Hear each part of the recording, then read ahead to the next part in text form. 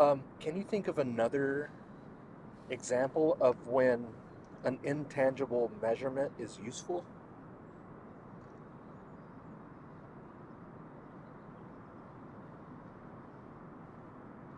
It's a really difficult question.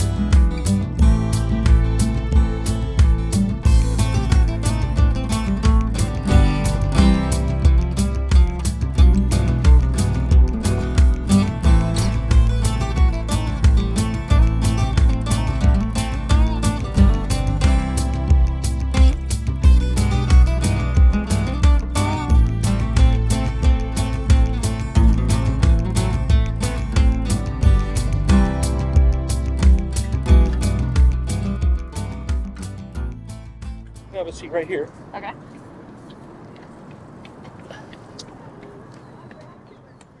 All right. How's your day going? It's been hectic. Hectic? Yeah. What do you mean by hectic? So my kiddo has a severe fear of needles, Ooh. and we need him to get blood drawn. And today was supposed to be the second attempt of getting blood drawn. So the doctor, we went to the pediatrician last time and he had a meltdown. And so I called it because it was just painful to watch. And so the doctor suggested we come back and buy over-the-counter numbing cream. So we had done that today. And before that happened, he had a panic attack. So it wasn't going to work out to also add a fear of needles on top of that. Right. So we rescheduled. So That sounds tough. yeah, so we came down here to like get some calming energy. Okay. Yeah. Cool. Do you live around here? No, in Northeast Portland. Okay. Yeah. Cool. Just to kind of explain what we're doing. We're out here interviewing members of this community about something that is meaningful to you, something that you think is true. And my job is to ask questions from a neutral perspective that help us both explore how you arrived at a conclusion and what's supporting your confidence that it's true. Does that sound interesting? Yeah. Okay, cool. And all right, you said your name was Brandi? Yeah. I'm not going to try to guess because I always guess incorrectly. But how do you spell it? With an I. With an I? That's what I was going to guess. B-R-A-N-D-I. Yeah. Right? Okay, cool. And again, my name's David. Yes. It's great to meet you. Good to meet you. So did you have something in mind that you wanted to explore? Uh, I have ways to generate ideas. yeah, let's do it. I have what's called my can of words. Great. I also call it my quantum claim generator. Okay. So it's just a bunch of words written down on pieces of paper that might help generate an idea, something that's meaningful to you, something that if you found out was not true tomorrow would change your behavior. And so we'll try one of these. You don't have to stick to the same word. You can pass and move to a different word. It's okay. Okay. Money. Money? It's a good one. Okay. Yeah. Do you want to talk about money? Sure. Okay. Yeah. So is there something about money that you think is true about the world that we share that I can ask questions about?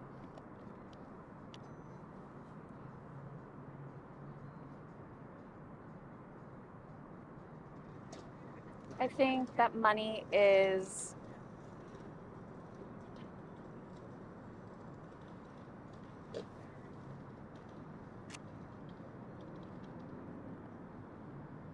the way a person's value to society is measured. Money is how we value I what think exactly? I think that our society measures your worth as a human or as a contributing member of our society by the size of your bank account. Okay. Bank account size determines how our society Values your worth. values our worth. Mm-hmm. Okay. Okay. Why do you think that? Because I think we essentially live in a caste system, even though we've been told that it's a free market society. Okay. What do you mean by a caste system?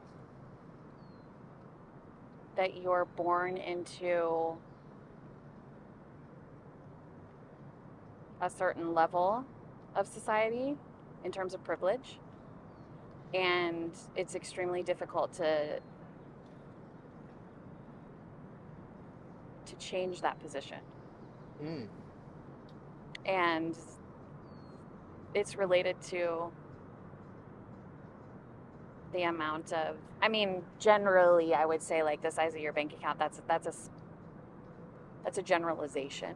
Uh-huh. But it's a way to measure what level of society you belong to. Okay. And if you want to change that, you have to work incredibly hard. If we're born poor, we're likely to be poor as an adult unless we work extra hard. Mm-hmm. Okay. How do you want it to be? Is this something that It's a great question.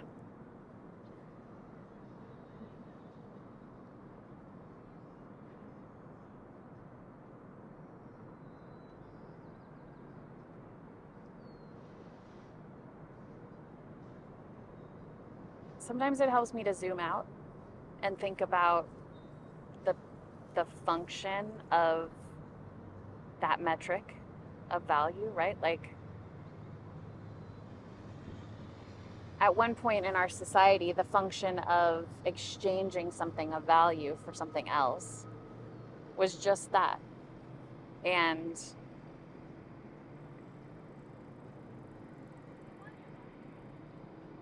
the more complex our society grew, the more people learned how to navigate that system and outsmart it and take advantage of it. Got it. We have this system that works, but some of us have been able to kind of manipulate it in ways to where it's flawed now. Is that kind of what you're saying? Yeah. And so I think ideally there would be some structure that holds those people accountable. Is there anything that holds them accountable? Well, in theory, the justice system, but it's controlled by the people that have the power and the money. That's a problem. Yeah. Sounds like. Yeah. Can I ask you a personal question? Yeah. How do you value yourself?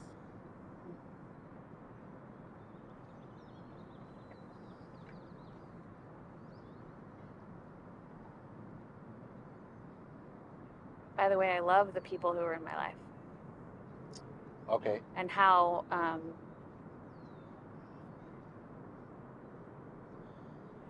much I can love people unconditionally with boundaries that respect my autonomy.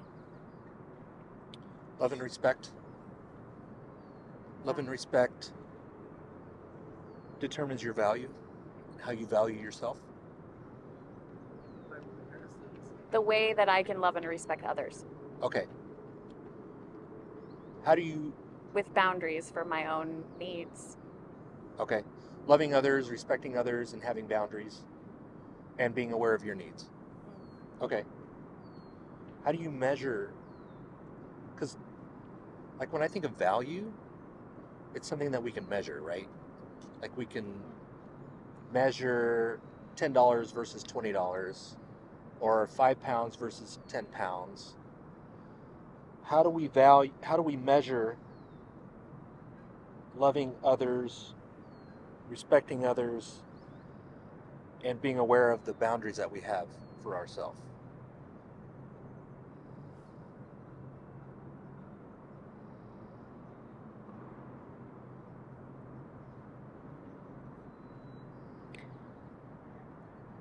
It's an intangible measurement, I would say, which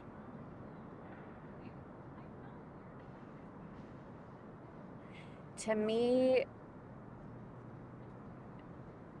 it is measured by the amount of respect I have for myself at the end of the day and my ability to be humble and grow if I was disappointed in the way that I managed something, for example. Okay. So it's kind of like but that's like I would say, I guess that's my like emotional or spiritual self, right? And then there is the version of myself that is functioning in society. And those are different value and measurement systems. But the way that I manage my spiritual or emotional self has a huge impact on how I show up as a functioning member of society. I really like the way that you're thinking these things out. Like, I really appreciate that. How useful is an intangible measurement?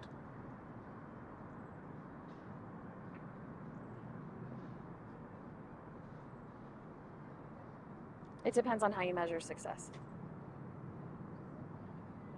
Success. Like, what is going to make you feel successful at the end of a day or a year or a life? So,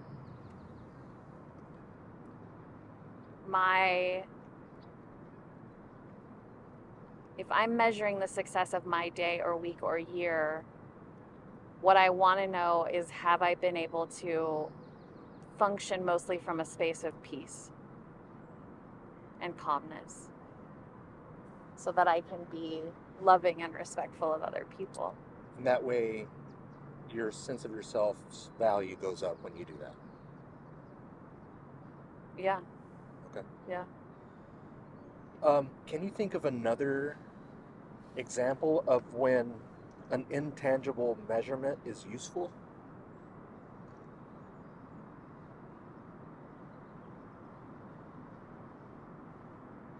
It's a really difficult question.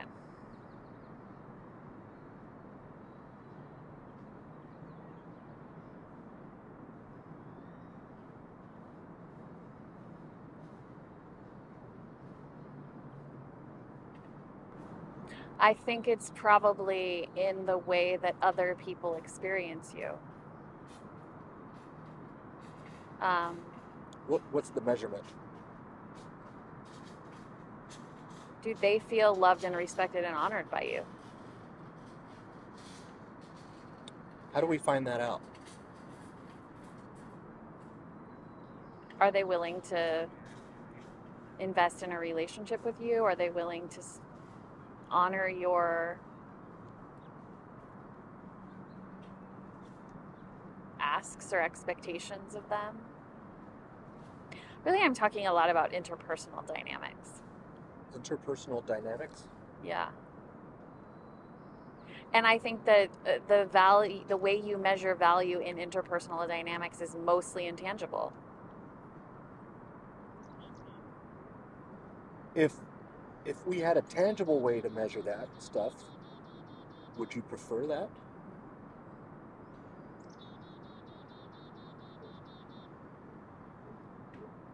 I don't think so. You would prefer to have the measurement be intangible? Because to me, a tangible metric is like data driven or monetary, or it's material. It's and I'm not saying material in terms of money necessarily, but something you can obviously touch or feel or quantify. And that's a very kind of logical, science-based way to see the world. And I am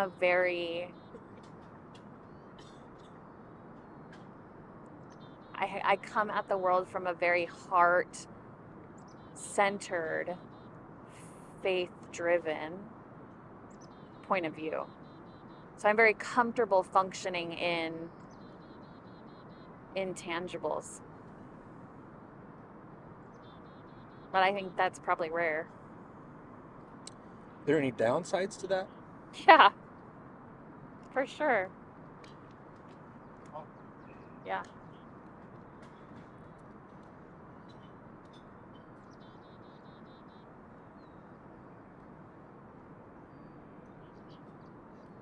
It's tough. It's really tough. To stay in that place takes a lot of effort.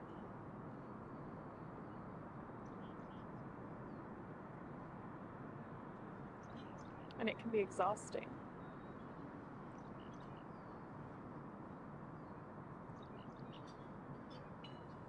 You doing okay? Yeah. Okay. Yeah. We can end there. Do you have any questions for me?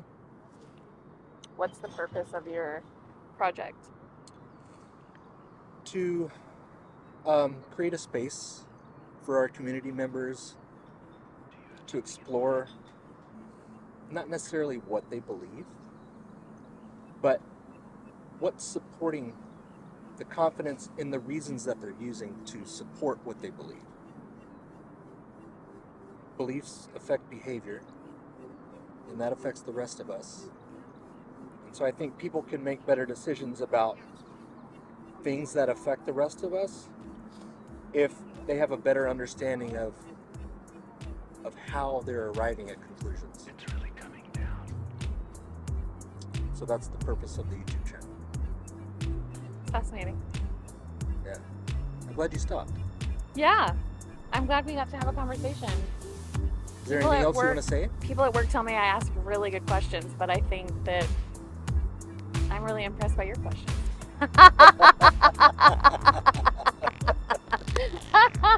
That's awesome. I met my match. Checkmate. It's really coming down.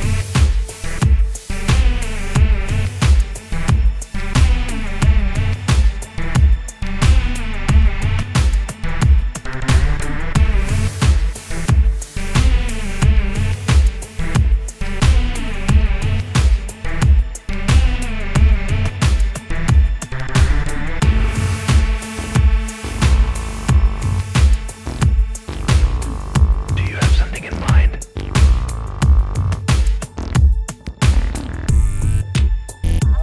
We have behind your phone there's a set of gears. Feel free to take one of those. You can pick whatever color you want. The idea is if you see us out here again and you want to have another conversation, you can get another color and build out the whole set. Cool. And it's another way of reminding you of the conversation. Street epistemology is the practice that we just did. Okay. Sound epistemology is my personal expression of that practice, and that's the name of the YouTube channel. Okay. I live in Olympia, which is right on the southern tip of the Puget Sound, so that's where sound epistemology comes from. Got it.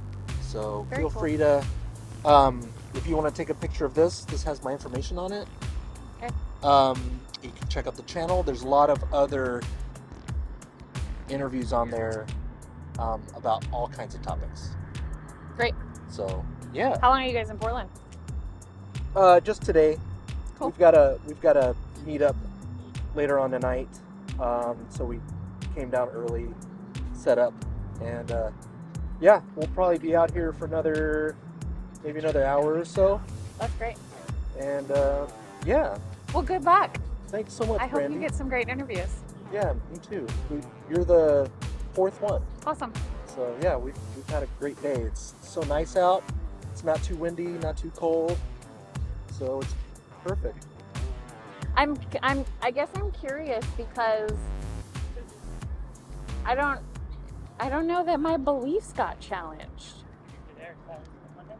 which was in some ways your hypothesis, if I understand right. What is your belief about what we talked about?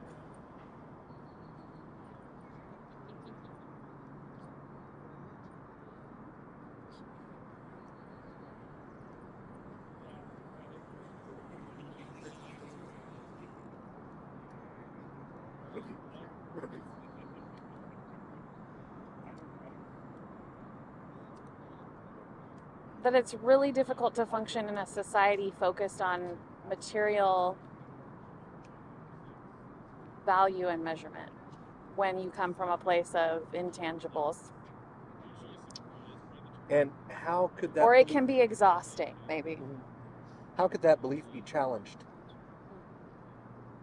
What would have been a question that you would have come up with to challenge that belief? Why? Why is it difficult, or why does it have to be difficult? That would be challenging? That's how I would have challenged myself. Okay. Because I'm challenging my, the stories in my head all of the time. Why do you do that? Because I want to get to the truth. And I know the truth can be buried under the layers of conditioning that I've accumulated. Do you think that the way you typically arrive at truth is a reliable way to arrive at truth?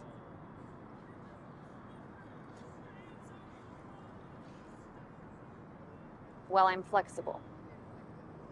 Okay. So I have lots of ways that I might arrive at truth.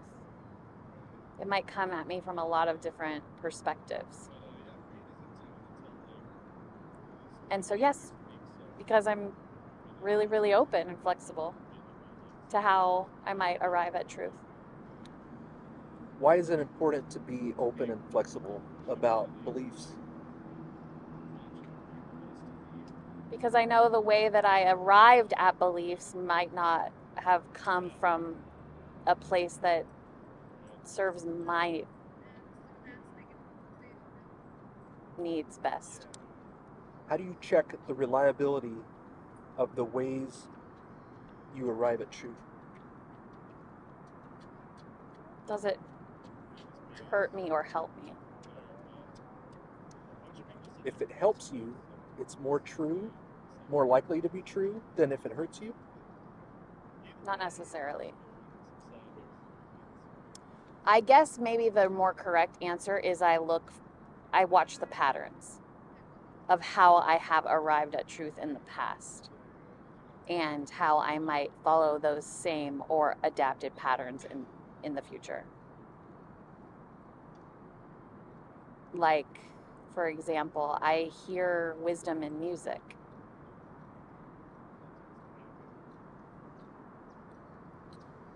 Music, the sounds or The words. the words? Okay. Mm-hmm. And that started a decade ago.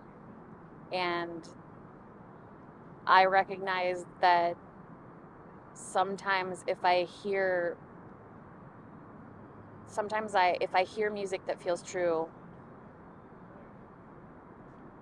and I also recognize I'm like sitting in a toxic situation, I have to be careful because I might be resonating with a story that's not the most true in that place. Just because it feels true doesn't mean it is true? Is that what you're saying?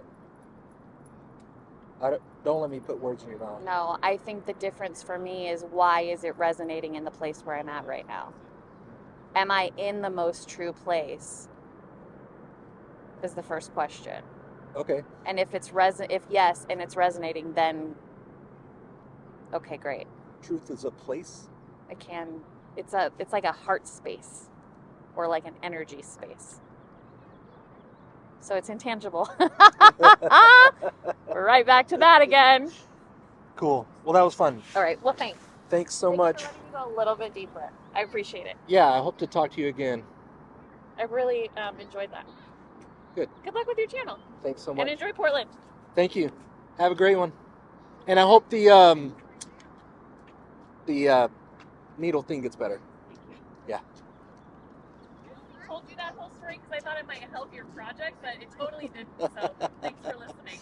Yeah, no problem. Hey, Mike. We have to go this way. See ya.